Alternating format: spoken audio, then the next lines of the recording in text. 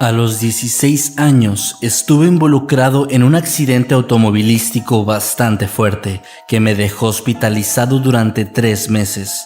A pesar de esto tuve bastante suerte, pues mi primo que iba manejando perdió la vida ahí, al igual que una mujer que se encontraba en la camioneta a la que impactamos. Todo el suceso fue bastante horrible y me dejó un par de secuelas tanto físicas como psicológicas, al grado de necesitar terapias durante años para poder superar todo el asunto. Unos años más tarde, cuando estaba ya en la universidad, uno de mis amigos que no sabía nada del tema se acercó de pronto conmigo y me mostró un video donde se listaban los peores accidentes de auto. Yo, a pesar de sentirme un tanto incómodo, no dejé de ver hasta que apareció el video de mi accidente. Recuerdo que la sensación que tuve fue muy similar a la del día que todo ocurrió. Sentí náuseas, escalofríos y mucho miedo. Tuve que irme de la escuela ese día y terminé regresando a la terapia poco después. A veces es difícil imaginarlo, pero detrás de todos esos videos morbosos de accidentes fatales, hay gente real involucrada, familiares y amigos de las víctimas, y no estoy intentando sermonear a nadie tampoco, solo que ahora he aprendido a ver el contenido de internet de otra manera, y con un poco más de respeto.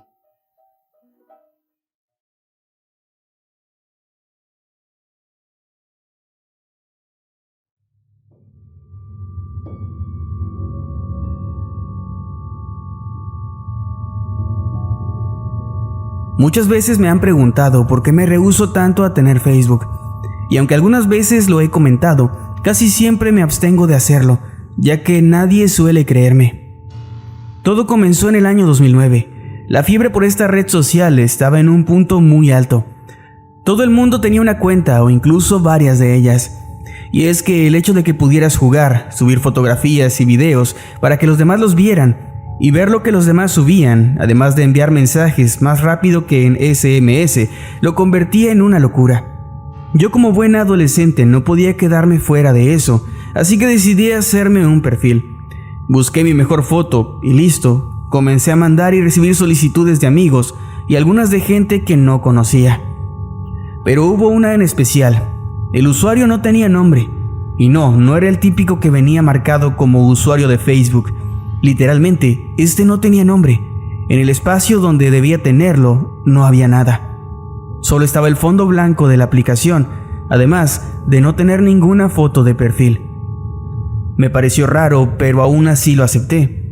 Sí, sé que parece tonto, pero en aquella época muy pocos se tomaban en serio las medidas de seguridad. El caso es que al instante en el que acepté la solicitud, me llegó un mensaje muy extraño de ese perfil. Solo decía: "El 7 llegará antes". Le pregunté a qué se refería y quién era, pero no respondió nada, y así fue todo el día. Yo me hice a la idea de que había sido una broma muy tonta, pero al día siguiente, a la misma hora, recibí otro mensaje. Esta vez decía: "Si no limpias el cofre tendré que salir". Aquello me pareció aún más extraño, pero nuevamente creí que era una broma.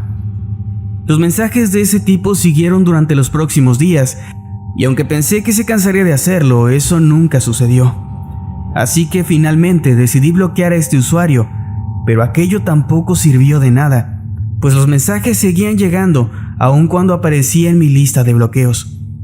Opté por dar de baja mi cuenta y crearme otra con un nombre diferente, pero apenas la hice, al día siguiente recibí otro mensaje del mismo usuario, justo a las 2:14 p.m., la misma hora a la que habían llegado todos los demás mensajes. Esta situación entonces comenzó a asustarme mucho. Ya no parecía una simple broma, así que volví a cambiar de cuenta, pero se repitió lo mismo. No importaba qué le dijera o cómo le respondiera, siempre recibía solo un mensaje a las 2:14. Fue tanto su acoso que terminé por alejarme de Facebook y de todas las demás redes sociales que fueron lanzadas después. Apenas hace unos años me atreví a usar WhatsApp por motivos de trabajo, pero vivo con el miedo de un día recibir ahí un mensaje de este usuario sin nombre.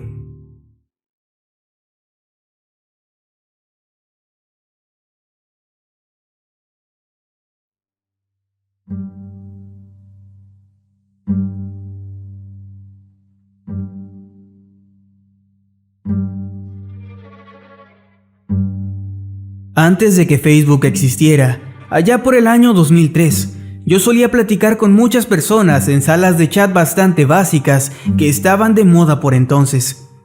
La mayoría de los chicos y chicas con quienes hablaba eran, según ellos, preadolescentes como yo, que en aquel entonces tenía 11 años.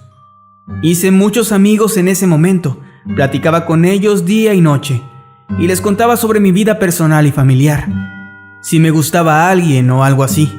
Incluso llegué a salir con un chico canadiense. Salir es solo una expresión, pues en realidad nuestra relación era meramente cibernética. Ni siquiera recuerdo cuándo fue la última vez que entré a una de esas salas. Supongo que simplemente me aburrí y centré mi atención en otras cosas. 6 años después, a la mitad de mi adolescencia, Facebook se había convertido en lo que estaba de moda. Así que me creé una cuenta usando el mismo correo electrónico de mis días de chat. No sé si aún sea así, pero en ese momento Facebook tenía una función donde podías encontrar amigos usando sus direcciones de correo electrónico. Recordando mis días en esas salas, me propuse buscar uno a uno a los amigos que había tenido para restablecer contacto con ellos. Mi sorpresa fue mayúscula y francamente escalofriante, pues más de la mitad de las personas con las que había estado hablando a los 11 años eran hombres de más de 40, muchos de ellos con familia e hijos de mi edad. De hecho, mi guapo novio canadiense resultó ser un sujeto de mi misma ciudad, que al parecer había muerto en la cárcel un año atrás. Dejé de usar internet por mucho tiempo después de eso.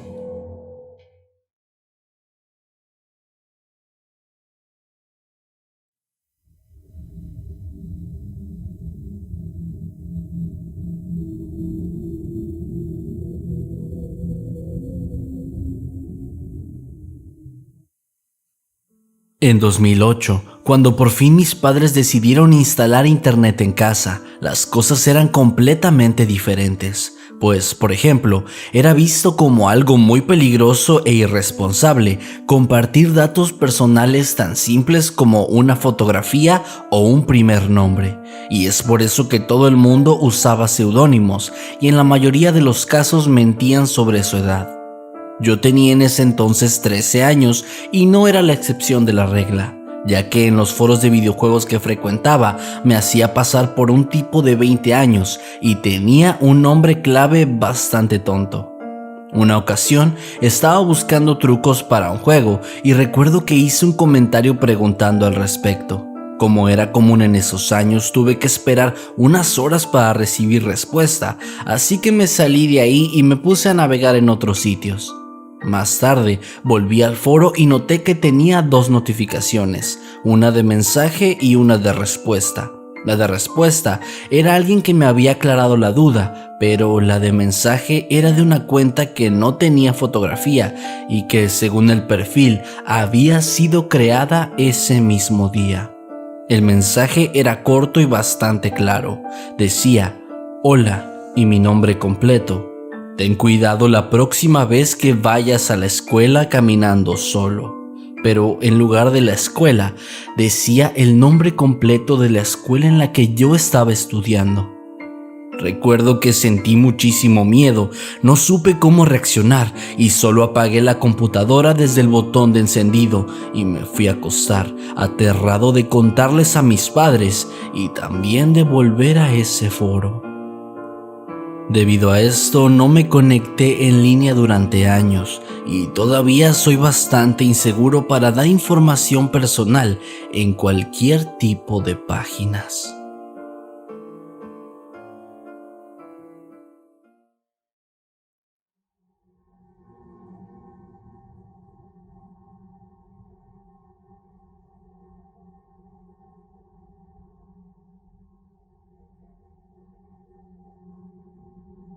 Ocurrió hace 5 años cuando yo tenía 13. Es curioso porque he escuchado a muchos adultos hablar sobre cómo nuestra generación nació con un chip especial que nos permite manejar todo lo relacionado con la tecnología sin esfuerzo aparente. Creo que es esa misma creencia la que hizo que las restricciones en cuanto a lo que visitamos y la información que damos en línea ya no fuera tan estricta como aparentemente lo fue antes. O al menos eso es lo que mi hermano, que es 10 años mayor que yo, siempre se la pasa diciendo. Yo en esa época tuve una de esas fases en las que buscaba videos de todo tipo en sitios oscuros o extraños, y aunque sabía que algunas de esas cosas eran muy falsas, ya había tenido un par de encuentros con imágenes bastante gráficas, videos tomados antes de un trágico deceso, entre otras cosas. En uno de estos foros me topé con un enlace que se llamaba simplemente sesamestreet.mp4.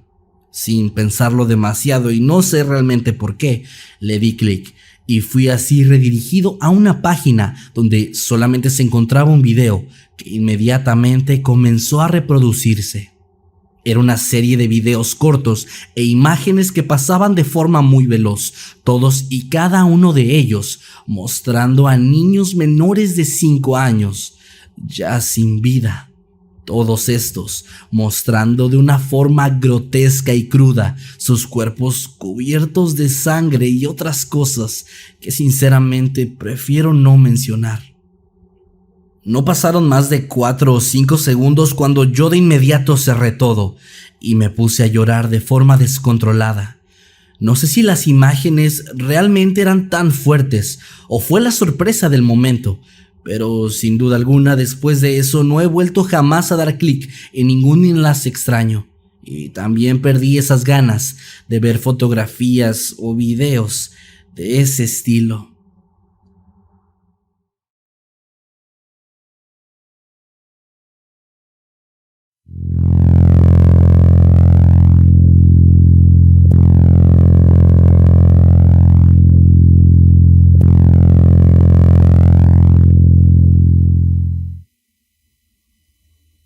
Hace unos años, en la época retro de Steam, donde juegos como Half-Life y Team Fortress estaban en su apogeo máximo, yo solía tener una cuenta ahí.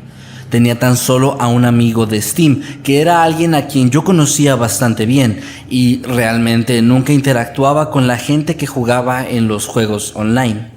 Un día me llegó una solicitud de un tipo con el nombre de usuario Toymaker26.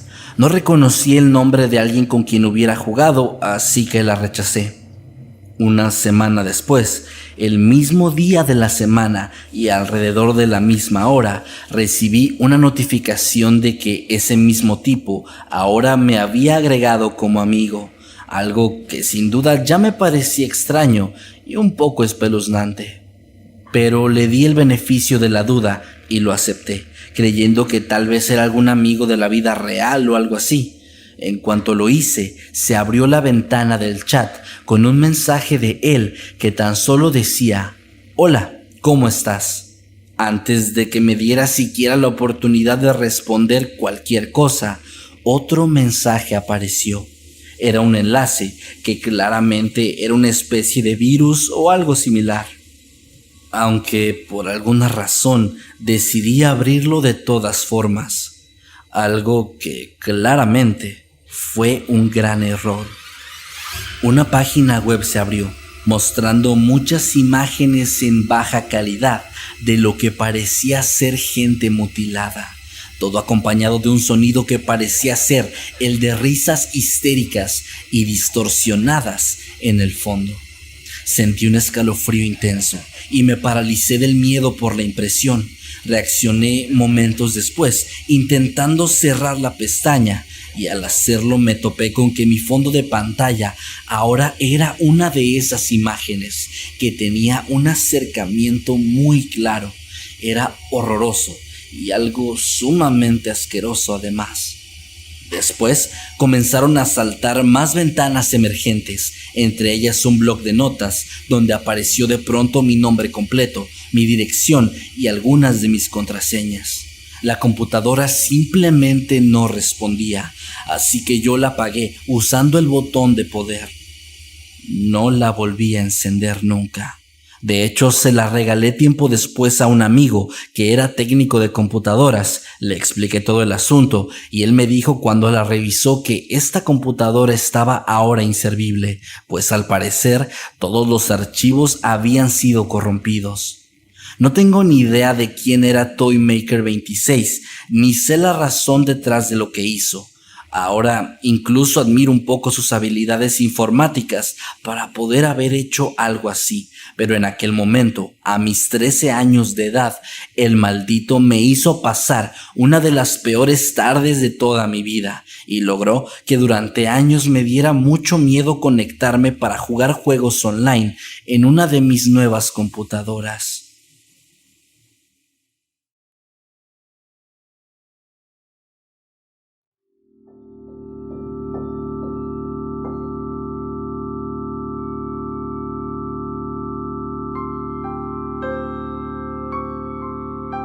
Esto me ocurrió en el año 2006. Recuerdo que mis padres me habían comprado mi primera computadora y yo, obviamente, estaba muy emocionado. Apenas la trajimos a casa y la instalamos, comencé a usarla. Como ya dije, era la primera, así que yo no tenía mucho conocimiento sobre cómo operarla, pero sabía lo básico, así que comencé a buscar cosas que me interesaban, videos graciosos, canciones, información sobre películas. Y fue justamente aquí cuando me acordé que se había anunciado la película de Dragon Ball Evolution, algo que me emocionaba mucho, ya que era mi anime favorito. Comencé a buscar imágenes e información al respecto, pero nada me gustaba, ya que en todas las páginas venía la misma información. Hasta que en el final de las búsquedas encontré un enlace que prometía fotografías inéditas de la película y también del rodaje.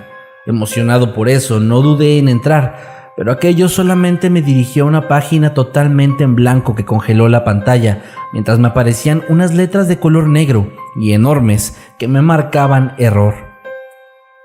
No sabía qué estaba pasando, así que llamé a papá, quien después de batallar un buen rato logró apagarla. La computadora fue llevada a reparar y nos dijeron que tardaría cerca de 2 semanas en quedar lista. Lo más extraño no fue eso, sino que al pasar 2 días después de ese incidente, en el buzón de la casa llegó un sobre, que tenía mi nombre y obviamente mi dirección, además de una leyenda escrita con plumón que decía, imágenes inéditas de Dragon Ball. Con una mezcla de emoción y confusión, llevé el sobre a mi recámara, donde al abrirlo me llevé la peor sorpresa de toda mi vida. Adentro había varias fotografías, sí, unas tomadas con la cámara web de mi computadora, las cuales fácilmente habrían podido ser explicadas por un virus. Sin embargo, lo que me pareció sumamente extraño y escalofriante fue que también había fotos de mi casa, y algunas más viejas, donde aparecía yo como niño, e inclusive mis padres en su época de novios. No parecía haber ninguna razón lógica para que estas imágenes estuvieran ahí, puesto que nunca habían sido digitalizadas, ni habían salido de la pequeña caja donde mamá las guardaba. Pensando que me podía meter en un gran problema con mis papás, solamente destruí ese sobre y nunca mencioné el asunto, hasta el día de hoy que lo estoy contando aquí para ustedes.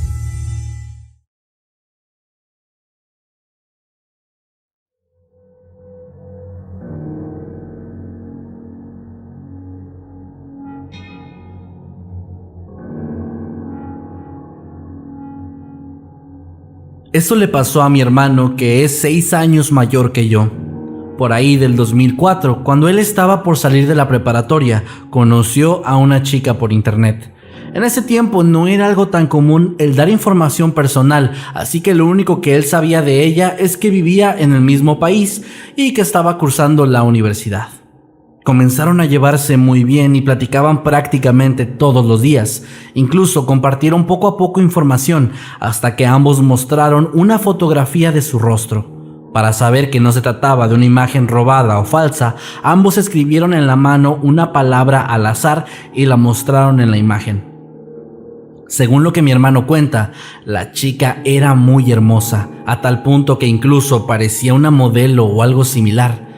Sin embargo, las pruebas parecían apuntar a que todo era real, por lo que él continuó hablando con ella y eventualmente se hicieron novios. Su relación duró algunos meses, en los que se enviaban mensajes, videos y fotos, y asumo también que algunas otras cosas subidas de tono. Él estaba tan enamorado que había comenzado a planear un viaje a Ciudad de México para verla. Ella no era de ahí, pero habían acordado este lugar como un punto medio. Sin embargo, apenas unos días antes de su viaje, recibió un último mensaje de ella. En el mismo, la chica le confesaba que en realidad todo era una trampa y que no debía viajar, pues formaba parte de una organización criminal que prácticamente engañaba y desaparecía a personas. Sin embargo, por alguna razón extraña y retorcida, la chica se había enamorado en serio de mi hermano. Su escalofriante mensaje terminó con un: lo siento en verdad, y nunca vas a volver a saber de mí, pero quiero que sepas que a ti sí te amo.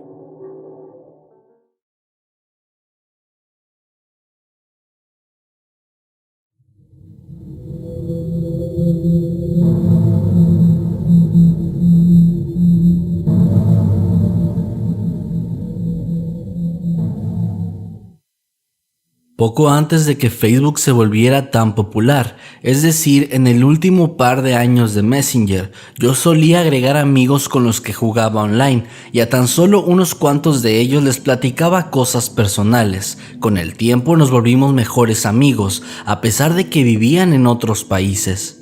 Uno de ellos, de pronto, un día dejó de responder a nuestros mensajes y esto duró durante varios días, algo que si bien era inusual, no era nada realmente preocupante, ya que a veces nos quedábamos sin internet o éramos castigados y eventualmente regresábamos. Lo extraño fue que comencé de pronto a recibir correos desde su cuenta, con palabras que no tenían ningún sentido o contexto. Le comenté a mi tercer amigo, pero me dijo que no, que él no había recibido nada similar. Recuerdo que al menos fueron unos 10 correos en un lapso de 2 o 3 días, todos con este mismo formato extraño. De pronto, un día notamos que se conectó, ya que Messenger avisaba de esto a todos los contactos, y ambos le empezamos a hablar, preguntando qué es lo que había ocurrido. Lo que recibimos fue la respuesta de su hermana mayor, quien nos dijo que una semana antes, exactamente el primer día que dejó de contestar este chico, él había fallecido en un accidente automovilístico y que hasta ahora su familia había utilizado su computadora para avisarle a sus contactos, ya que al parecer le contaba todo sobre nosotros, sus dos mejores amigos que vivían en países distintos. Nunca pregunté acerca de los mensajes por respeto y también porque me daba miedo que no supieran de qué estaba hablando.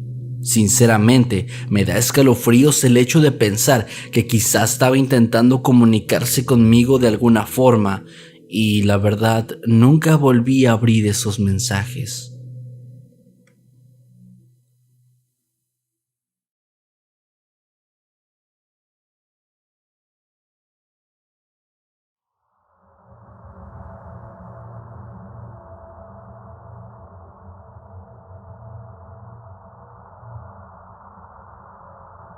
Cerca del año 2006 yo frecuentaba un sitio llamado Habbo, que funciona como un hotel virtual donde tú creas tu avatar y convives con personas de todo el mundo que hablan tu mismo idioma. Ahí conocí a Jenny, una chica que tenía la misma edad que yo, y también a su hermana, que era un par de años menor. Entablamos durante varios meses una relación de amistad en el sitio, hasta el punto en el que compartimos un poco más de datos como el país del que proveníamos, entre otras cosas. Sin embargo, poco más de un año después de habernos conocido, noté que ninguna de las dos se había conectado en los horarios habituales que acostumbrábamos. Le mandé un correo electrónico preguntando si todo estaba bien, pero no recibí respuesta. Fue hasta aproximadamente 2 semanas después que vi que la hermana de Jenny se había conectado a Habbo y me dejó un mensaje avisándome que mi amiga había sido secuestrada poco tiempo antes y que no sabía nada de ella.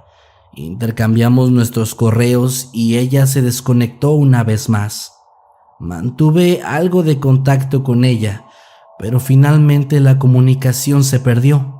Hasta donde sea el día de hoy, jamás han encontrado a Jenny.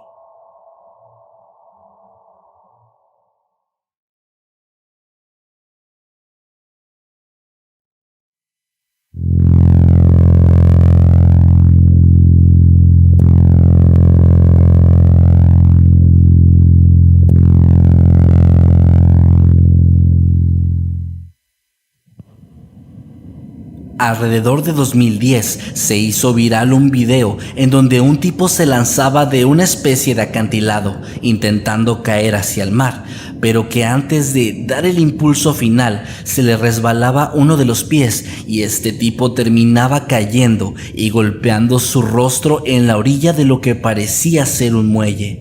En el video se escuchaban los gritos de las personas que estaban con él y de quien estaba grabando también, mientras se mostraba el cuerpo inerte del tipo, que comenzaba a llenarse a su alrededor de sangre, mientras seguía ahí, flotando, y varias personas acudían en su ayuda.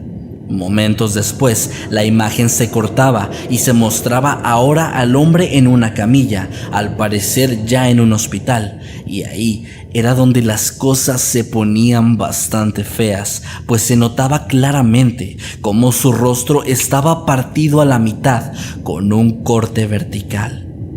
Era realmente espantoso ver ese video, y aunque nunca supe si era real o no, a mis 10 años fue algo muy impactante, en especial porque por alguna razón YouTube me recomendó ese video mientras yo veía cosas de fantasmas y similares.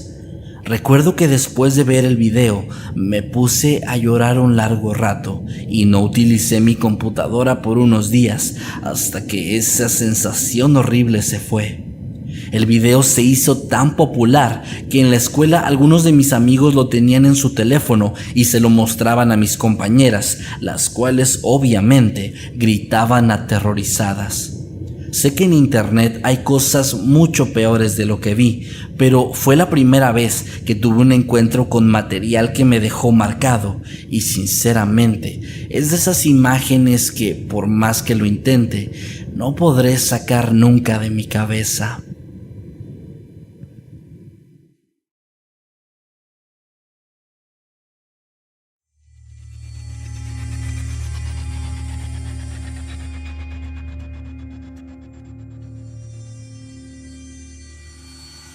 Recuerdo que hace varios años tenía la costumbre de entrar a estas páginas de chat donde podías hablar con gente de todas partes del mundo. Era bastante interesante, pues conocías a muchas personas, aunque a veces te llevabas algunas experiencias desagradables. Un día, mientras buscaba alguna página nueva para interactuar, me encontré con una llamada chat roulette. Ya había escuchado algunas veces sobre ella, pero nunca había entrado, porque la dinámica en la página son los videochats, y hasta unas semanas antes de esto yo no tenía cámara. Pero cuando la encontré, justamente acababa de comprar una, así que decidí entrar por primera vez. La página te enlazaba con personas de cualquier lugar, de forma totalmente aleatoria. Entré y conseguí conversar con algunos muy agradables. También me topé a un par de pervertidos y varios sujetos extraños, pero ninguna conversación fue realmente relevante. Mientras solo buscaba alguna conexión, me topé con algo que creí era una broma. Y es que del otro lado de la pantalla estaba yo. O bueno, alguien igual a mí. Al principio pensé que sería algún truco o un hack, pero solo bastaron unos segundos de atención para darme cuenta de que no era así. Y es que el otro yo no hacía los mismos movimientos que yo hacía. Contrario a mí, él solo se limitaba a mover la cabeza con una expresión de miedo y desesperación. Aquello me empezó a asustar, pues yo estaba tratando de averiguar qué ocurría sin recibir respuesta alguna del otro lado. Unos momentos después vi como alguien se acercaba por la espalda del otro yo y lentamente lo tomaba de la cabeza mientras lo jalaba hacia atrás para abrir su garganta lentamente con una especie de navaja, dando paso a una gran cantidad de sangre que ahogaba los quejidos de la víctima, quien solo me veía fijamente a través de la cámara. En ese momento la conexión se perdió, dejándome totalmente perturbado, pensando solamente en qué demonios acababa de presenciar. No pude dormir por varios días y hasta hoy, cuando recuerdo aquella escena, el horror es tanto que el sueño se me sigue escapando.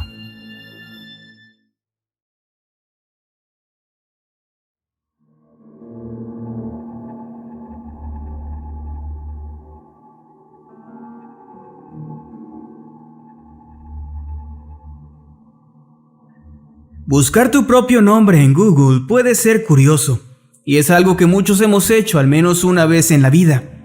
Puedes encontrar personas que se llaman igual que tú, o descubrir algún político o personaje histórico que llevaba tu mismo nombre.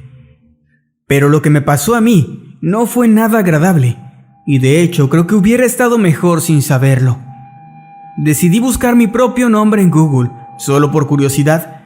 No tengo un apellido muy común, pero aún así encontré algunas otras personas que llevaban mi mismo nombre y apellido. Pasé como 10 páginas de búsqueda, un lugar al que muy pocos llegan. En uno de los resultados finales encontré un sitio antiguo de Tripod, una de esas páginas donde puedes diseñar tu propio sitio web personalizado. La URL tenía mi nombre completo, seguido de uno de mis antiguos nombres de usuario en Messenger. Así que hice clic y me encontré con una página muy básica, donde había un montón de fotos robadas de mi MySpace. Pero eso no era todo, pues también había algunas fotografías de mí, que parecían haber sido tomadas sin que yo lo supiera. Cosas como yo trabajando en mi viejo auto, o jugando en el patio de mi casa con mis hermanos. Cosas muy personales, y probablemente de hace unos 15 años o más. Fue realmente extraño y un poco aterrador. No tenía ni idea de quién era la persona que aparentemente me habría estado acosando en la preparatoria, hasta que me desplacé hacia abajo y me di cuenta de que se trataba de una chica con la que salí durante un par de meses en la primavera del año 2005. Lo supe porque había una captura de pantalla de una conversación que habíamos tenido, donde le dije que me gustaba.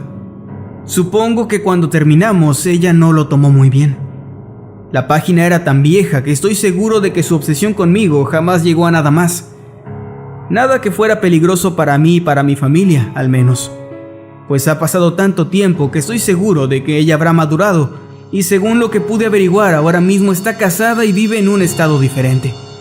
Aún así, esto sin duda es lo más extraño y aterrador que me he encontrado en internet.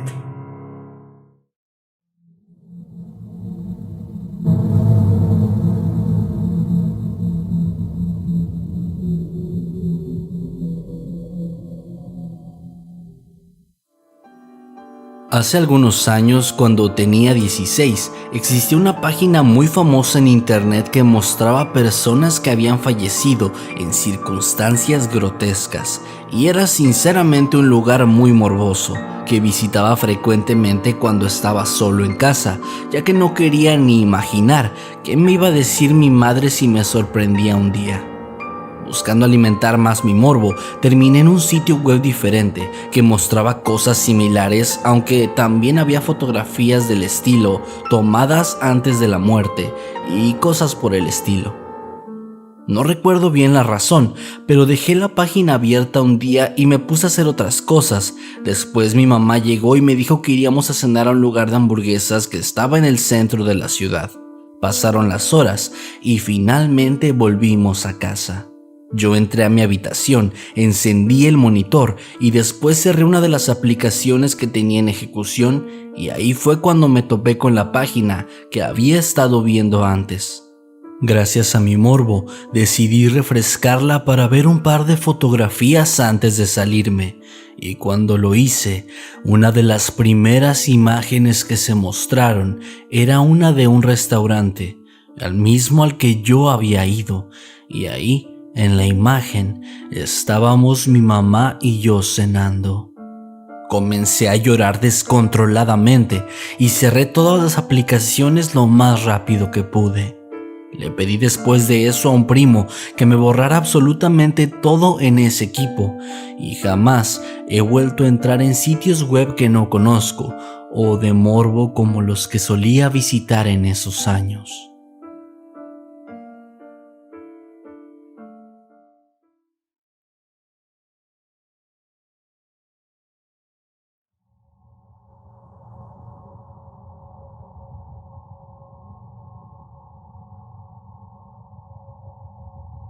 Hace un par de años yo era muy activo en Reddit y 4chan. Realmente había visto en internet casi todo tipo de contenido, desde cosas asquerosas hasta grotescas, y pensé en aquel entonces que ya lo había visto todo, o que al menos nada nuevo me iba a poder sorprender. Estaba equivocado.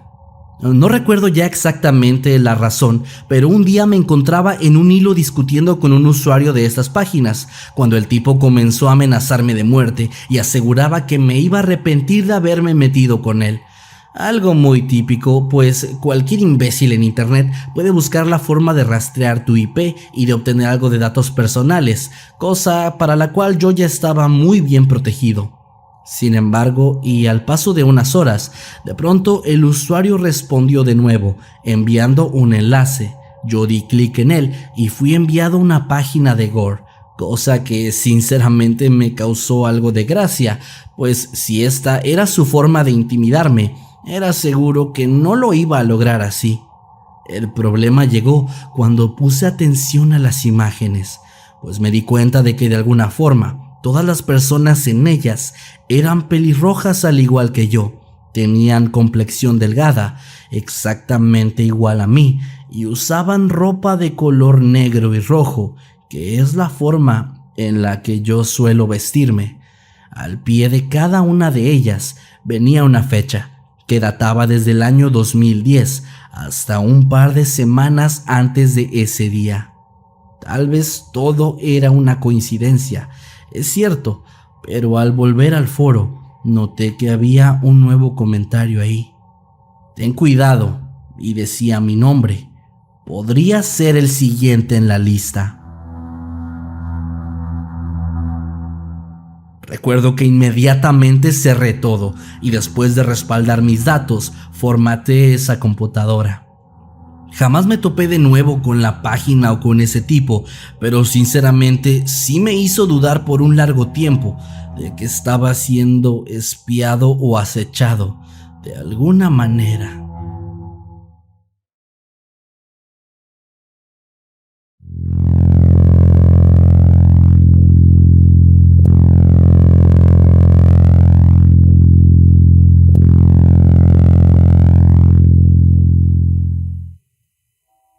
En los días en los que MySpace estaba de moda, yo solía tener una cuenta ahí. Recibí en una ocasión la solicitud de amistad de un tipo que yo no conocía. Creo que tenía por aquel entonces 14 o 15 años, así que sin pensar mucho en las consecuencias que esto podría traer, yo lo acepté. Hablamos en un par de ocasiones, pero realmente no llegó a nada nuestra conversación. Todo iba relativamente bien, hasta que unas semanas después me encontré con su página de MySpace. Él había tomado todas y cada una de las fotos en mi perfil y había decorado su página con ellas. Tenía un montaje de mí como imagen de fondo y en su foto de perfil tenía una fotografía editada en Photoshop de nosotros dos, como si fuéramos una pareja. Todas sus publicaciones eran referentes a mí, en donde me llamaba bebé, mi nena, mi amor, entre otras cosas. La peor parte era que en las fotos donde yo salía con otras personas, él hizo montajes donde estábamos juntos, mientras que los ojos de los demás aparecían borrados de una manera que incluso se veía violenta. Cuando entré, la publicación más reciente que tenía era una en donde me había escrito una especie de poema y en donde además juraba que estaríamos juntos para siempre y que no iba a dejar que nadie se me acercara para hacerme daño. Esto obviamente me aterró, pues no tenía idea de quién era este tipo ni de dónde vivía. Esa misma tarde eliminé mi perfil y jamás regresé a esa plataforma. Podrá no parecer la gran cosa mi historia, pero el suceso me afectó a tal punto que durante años viví convencida de que alguien me seguía a todos lados y de que tarde o temprano me iba a encontrar con él. De hecho, no me creé un perfil en Facebook hasta hace pocos años y todo debido a la misma razón. Sin duda alguna, no quisiera volver a saber nada de ese extraño sujeto.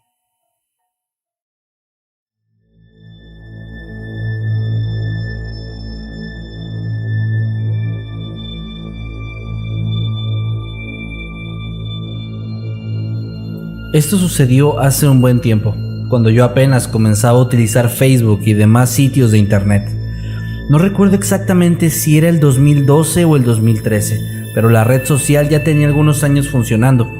Recuerdo que yo recién me había creado un perfil y comencé a agregar gente indiscriminadamente. Con la gran mayoría nunca tuve interacción, pero hubo una chica en especial con la que casi al instante comencé a intercambiar mensajes. Según lo que recuerdo, me dijo que era de algún lugar de Medio Oriente. Yo no tenía idea de los idiomas de esos lugares y ella tampoco sobre los de acá, por lo que siempre interactuábamos en un inglés muy pobre de ambas partes.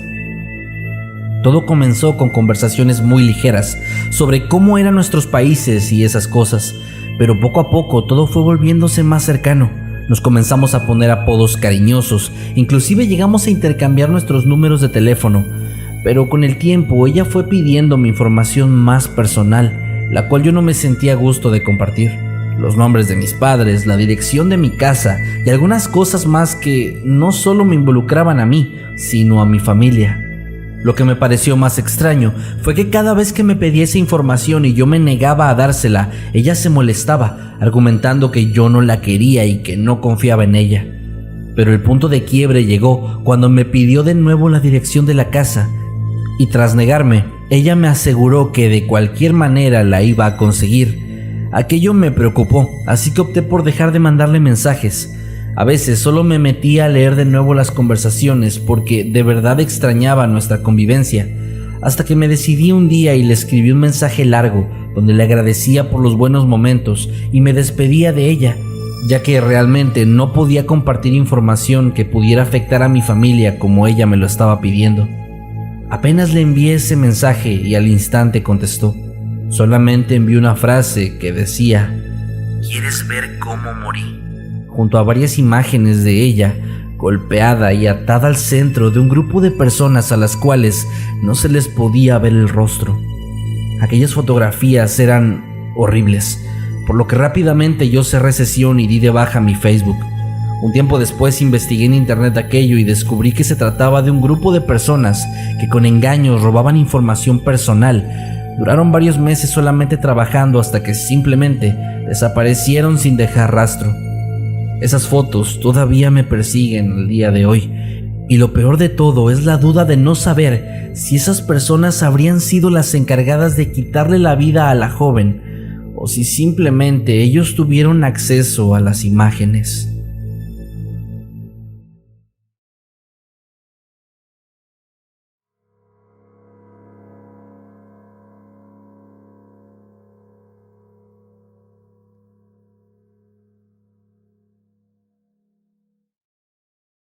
Hace algunos años solía jugar World of Warcraft junto a algunos amigos de internet. Nos habíamos conocido en un foro y con el tiempo nos volvimos un gran equipo. Eran chicos muy divertidos. La mayoría de ellos eran de Estados Unidos, había un par de Europa y uno que, aunque también era estadounidense, vivía en Japón. Según lo que nos contó, su padre lo había llevado para trabajar y eventualmente se había enamorado de la cultura, por lo que se quedó a vivir ahí. Como dije, nos volvimos muy buenos amigos, por lo que incluso fuera del juego solíamos platicar regularmente y nos manteníamos al tanto de lo que pasaba en la vida de los demás. Y entonces, el terremoto y tsunami del 2011 ocurrió. En un inicio creímos que simplemente habíamos perdido contacto con él debido a las fallas en las comunicaciones, pero tan solo unos días después notamos que en su perfil de Facebook sus familiares y conocidos habían compartido la noticia. Él y su padre estaban desaparecidos y hasta donde sabemos jamás fueron encontrados. Fue una experiencia surrealista. Era impresionante ver las imágenes de la tragedia y saber que en alguna parte de todo ese desastre se encontraba nuestro amigo.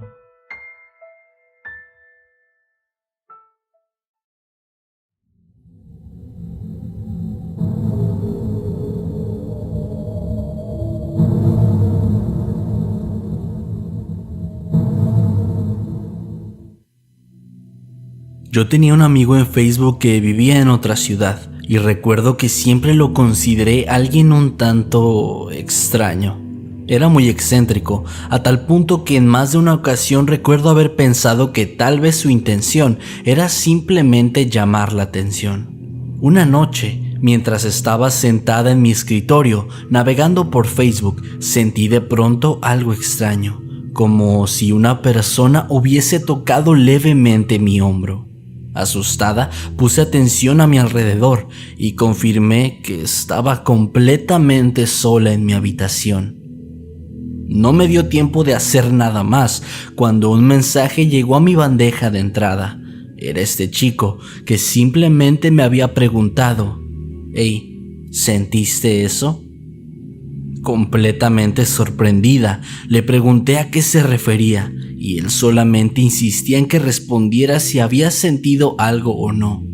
Fue entonces cuando le pedí desesperada que me dijera cómo lo había hecho, pero él se negó, y recuerdo que no mucho tiempo después de eso, simplemente dejamos de hablar. Hay gente muy extraña en todos lados, y no me cabe la menor duda de que ese chico no era alguien normal en absoluto.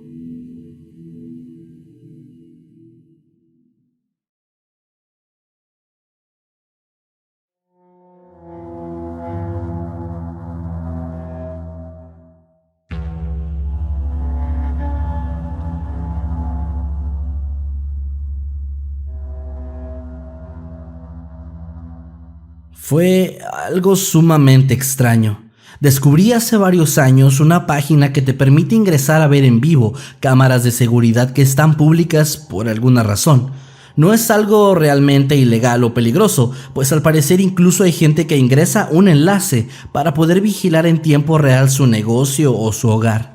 Yo me llené de curiosidad al encontrar esto y durante varios meses entraba a ver por un par de horas estos enlaces, topándome casi siempre con lugares vacíos o calles donde transitaban pocas personas. Era extrañamente relajante y terapéutico para mí, pues al mismo tiempo que tenía el video de fondo, ponía música de ese estilo relajante, como de elevador más o menos. Desafortunadamente, todo cambió una tarde.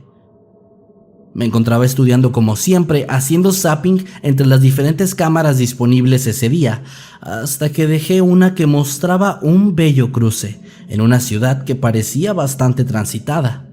Después de un rato, volteé a observar la pantalla. Había autos cruzando, motocicletas, peatones y una que otra persona en bicicleta. De un momento para otro, vi cómo uno de estos ciclistas cruzaba una avenida solo para ser embestido violentamente por una camioneta bastante grande. El sujeto salió disparado directamente hacia la esquina donde la cámara estaba ubicada y cayó, girando sin control hasta finalmente detenerse. Había quedado a un par de metros de distancia de la pared, y a pesar de que la calidad no era la mejor, claramente se podía ver el daño que el golpe le había provocado. Una de sus piernas estaba completamente desprendida y la otra se sostenía por unas tiras rojizas de carne.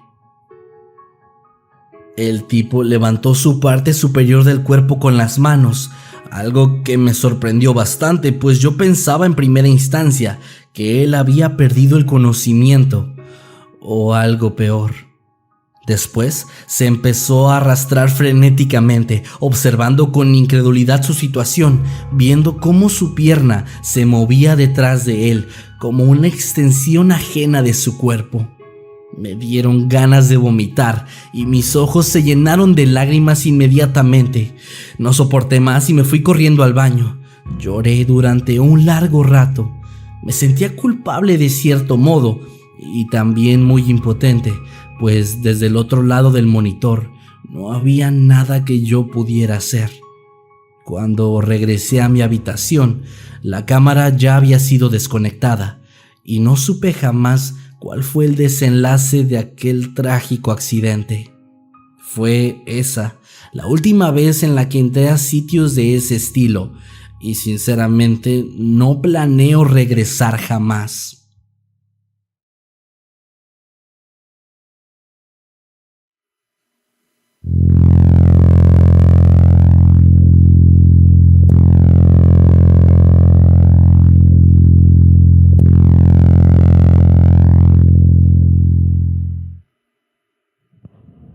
Hace un año me encontraba comentando en un artículo de Facebook, el cual hablaba sobre cómo un tipo había sido golpeado por un policía cuando éste lo detuvo por posesión de narcóticos. Básicamente lo que yo estaba diciendo es que el tipo no merecía haber sido golpeado por eso y que el oficial había abusado de su poder. Entonces, un tipo al azar comenzó a comentar que sí, que lo merecía y que con mi actitud hacia la policía probablemente yo sería el siguiente. Esto comenzó a generar una serie de intercambios entre nosotros, en donde discutimos hasta que finalmente me mandó un mensaje privado diciendo que nos deberíamos ver en persona. En este punto yo fui a revisar su perfil y noté que teníamos 2 amigos en común, ambos compañeros que conocí cuando trabajé en un hospital mental muy grande en el estado, algo que le agregó un toque perturbador al asunto desde el inicio. Después de que comencé a ignorar a este tipo, recibí un mensaje donde decía que estaría en mi casa en 40 minutos. Yo le contesté sarcásticamente, buena suerte encontrándola, pues vivo en una zona bastante rural. Aproximadamente 1 hora después, vi que un auto comenzó a pasar de un lado a otro en una carretera muy cerca de mi casa. Iba bastante lento y se detenía por momentos, solo para después seguir avanzando. Esta era una autopista en la que los autos que transitan no pasan nunca a menos de 100 kilómetros por hora, así que sin duda alguna esto era bastante inusual. Inmediatamente contacté a mis 2 amigos a través de Facebook para ver si conocían al tipo. Uno de ellos me respondió de inmediato y me dijo que sí, que lo conocía pero que no tenía muchos detalles de él. El otro, después de varios minutos, también respondió y me dijo que sí y que le había dicho dónde vivía yo, pues el tipo había inventado una historia sobre que me conocía y que éramos amigos de hace tiempo o algo así. En esos momentos mi esposa ya estaba muy asustada, así que yo tomé mi pistola y esperé cerca de la puerta frontal. Finalmente vi como el tipo dentro del auto se acercó a la casa, cruzando un camino de tierra mientras gritaba en el teléfono muy molesto. Se quedó unos minutos más ahí y después se fue.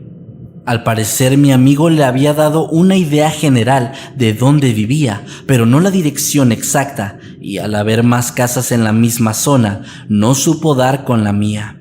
Un par de horas después, recibí otro mensaje, antes de bloquearlo finalmente, donde el tipo me decía: estuve a punto de encontrarte, hijo de perra.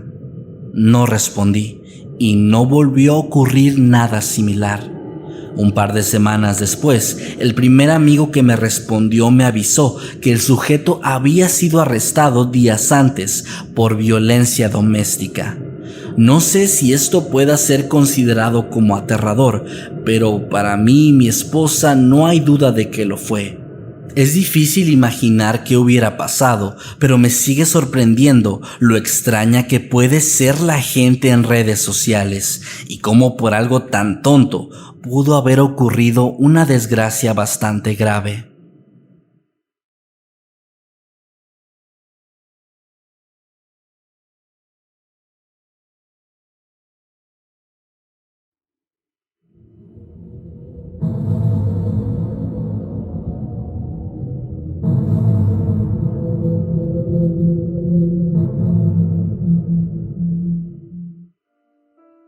Supongo que todos han estado en la siguiente situación.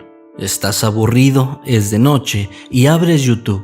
Te das cuenta de que no hay nada nuevo o interesante que ver en tus suscripciones o simplemente ya viste todo lo que había y decides comenzar a explorar. Esto es algo que he hecho muchas veces, o al menos lo hacía, hasta un día que me topé con algo realmente espeluznante. Esa noche mi primo se había quedado a dormir y ambos estábamos buscando videos de fantasmas, brujas, duendes, etc. Ya saben, lo usual. No nos dimos cuenta en qué momento ya estábamos navegando a través de las recomendaciones, topándonos con videos bastante buenos y otros que eran simplemente risibles. hasta que entramos a uno que tenía una miniatura muy borrosa, pero en la que se podía distinguir que había algo con sangre. Sin pensarlo mucho, entramos a este video que ni siquiera tenía un nombre, era solamente un archivo genérico como los que crean los teléfonos o las cámaras, incluso terminaba con .mp4. Cabe aclarar que esto fue hace varios años, antes de que las creepypastas de ese estilo se volvieran populares, por lo que captó nuestra atención desde el primer instante. El video duraba tan solo unos 30 segundos, aunque no alcanzamos a verlo completo, pues comenzaba de forma directa, es decir, sin ningún tipo de preámbulo o algo similar. Al inicio se mostraba una estufa que tenía una gran olla encima. La persona sosteniendo la cámara se acercaba lentamente y de pronto se asomaba, mostrando que dentro había muchísima sangre y además, flotando ahí, se podía ver algo que claramente identificamos como una mano humana. Después, casi como si supiera que nuestra reacción sería inmediata, el tipo giró bruscamente para mostrar que del otro lado de la cocina había un cuerpo sin vida tirado que tenía varias partes faltantes, entre ellas los pies, una de las manos y el rostro. La calidad no era la mejor, pero era lo suficientemente claro para aterrarnos por completo. Ambos corrimos a la computadora y logramos detener el video. Nos asustamos todavía más cuando pensamos que, al ser claramente algo ilegal, nos meteríamos en problemas, así que decidimos ir con mi papá y le explicamos todo lo ocurrido. Él, bastante preocupado, nos pidió que nos quedáramos ahí y entró en la habitación donde estaba la computadora. Segundos después, él salió y nos dijo que no había podido ver nada, pues ahora el video se mostraba con una leyenda dejada por YouTube donde se anunciaba que el contenido había sido eliminado. Esa fue una de las cosas más escalofriantes que me ocurrieron, y aunque sé que esto no es nada paranormal, me hizo abrir los ojos ante todo lo que puede estar ocurriendo en el mundo mientras yo sigo con mi vida de forma normal y tranquila.